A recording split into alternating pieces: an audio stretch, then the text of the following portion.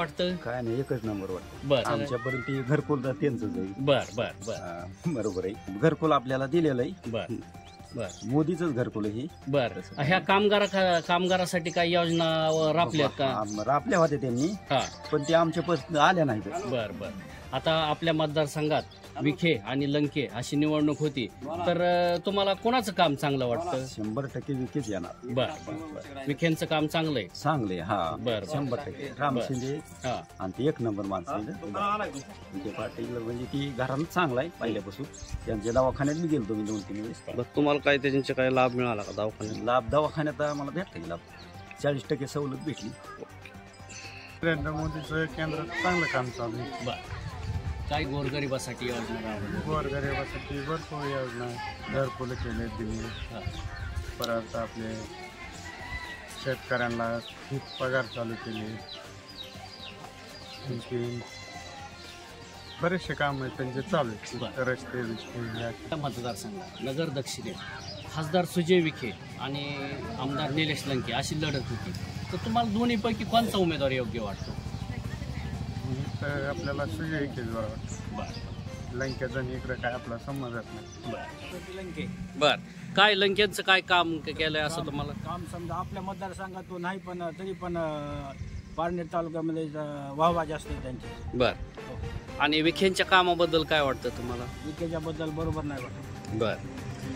मागील 5-10 वर्षात नरेंद्र मोदी यांच्या कामाबद्दल काय आपली प्रतिक्रिया आहे? थोडंसं बरं आहे समजा. हा. अशा योजना योजनामध्ये थोडक्यात घरकुल आले समजा. बर. विहिरीचे कामं काय बर. असं. म्हणजे मोदींच्या कामाबद्दल आपल्याला समाधान आहेत का? समाधान म्हणजे 50% धरायचे समजा. विचारा. काय नरेंद्र मोदींच्या कामाबद्दल? अति सुंदर आहे. बर. काय काय योजना वगैरे त्यांच्या अशा? साऱ्या योजना म्हणजे शेतकऱ्याला ते पैसे भेटते. बर. मागण ती काही कुठलं कमी पडत नाही. बर बर. त्याच्यापासून अति सुंदर आहे शेतकऱ्याला. बर. तुम्ही नरेंद्र मोदींच्या कामाबद्दल समाधानी आहे? आम्ही पहिल्यापासून नरेंद्र मोदीच्या कामात आहे. बर बर. आता आपल्या मतदारसंघात खासदार सुजय विखे आणि आमदार लंके अशी निवडणूक होती, तर या दोन्हीपैकी तुम्हाला कोणचा उमेदवार योग्य? आम्हाला सुजय लेखच पडतो. विखे. हा. विखेंचं काम कसं आहे मतदारसंघात? चांगलं आहे. चांगलं. आले नाही सारोळ्या गावामध्ये सुजय विखे पाटील आले नाही, तर आम्हाला सामान्य माणसाला भेट दिली नाही. कुणाचं काय दुखतं ते बघितलं नाही, कुणाचं काय होतं ते त्यांनी सांगितलं नाही. कोणचे खासदार ही गावाला माहिती बी नाहीत. आणि आता आले पुन्हा तर मग त्यांना काही 5 वर्ष झाले, तर आता कुठून परत आलं कुठले खासदार ही? त्यांनी कमी कमी सामान्य माणसाला हे खासदार आहेत म्हणून त्यांनी म्हणायला पाहिजे होते की बाबा खासदार आहेत, अशा लोकांच्या ओळखीचे पाहिजे होते. आम्हाला वाटतं मोदीची. बर.